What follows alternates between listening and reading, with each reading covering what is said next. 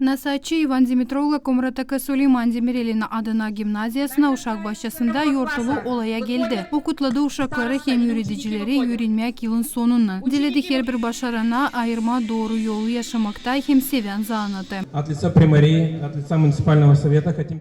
Nasatçıların hem primariyanın adından isterim 5000 lei verme okula. Hep öyle her bir uşağı kim üyesek orada yılı başardı kutlarız para sertifikatlarından. Başaranlara dilerim egzaminleri iyi notalara verme. Hiçbir sırada unutmayın kendi ilk okulunuzu hem üreticilerinizi.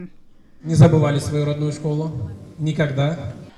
Bu yıl liseyi 21 öğrenici başarır. Yaşamanın yeni sayfasının çeketmesinden uşakları 9.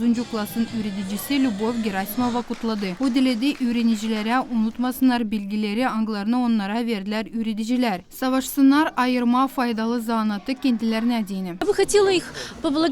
İsterim şükür deme onlara hani bu kadar yıl benimle beraber geçtiler. Dilerim onlara iyi başarıları. Gitsinler öte doğru da yürünme. Büyün sadece zanatlı insana yollar açılır. Diplom verir türlü kolaylıkları. Her zaman gelsinler bizi de dolaşma. Ki biz de sevinelim onları. Uroklar, gücenmekler, prost notalar için kaldılar sadece okulda. Öğrenicilerin ta çoğu artık bilirler nereye ileriye doğru gidecekler öğrenme.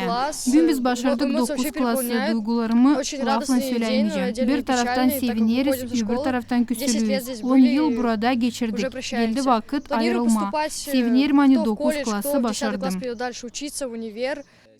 Başardık okulu da. Öğrenicilere dilerim sağlık olsunlar sabırlı çok yıl yaşama. Plana koydum koleje gitmeyi öğrenme. Yürüyüş zanatına ayırdım. Будем помнить это место.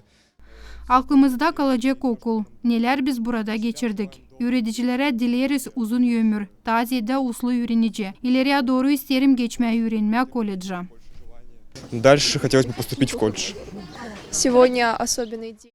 Bugün büyülü gün. Biz başardık 9 klası. Bizi birleştirir türlü duygular. Bile sevindik de, küstük de, gücendik de. Hepsine dilerim iyi başarıları. Hepsine yaşamakta uysun. Hangi zanata isterler öğrenme onu da ayırsınlar. Чтобы каждый смог поступить на свою желанную. Ana babalar kendi tarafından şükür ettiler öğreticileri bilgiler için. Anglarını verdiler uşaklara. От лица всех родителей хотим также выразить благодарность коллективу. Her bir ana baba adından şükür derim her bir öğreticiye. Hani bu kadar yıl öğrettiniz bizim uşaklarımızı. Kuvvetinizi koydunuz terbiye etme bizim uşaklarımızı. Sağlık size uzun ömür. В благородном деле удачи и отдачи от своих учеников. Yortulu olur geçti konser programmasından. Uşaklar bütün kuvvetini koydular geçirme günü öyle ani kalsın akılda. İleriye doğru uşakları bekler egzaminler. İlk egzamin Kerezay'ın 3'ünde geçecek. Marina Tapal, Grigoriy Stavilov, Artyom Tapal, GRT Haberler.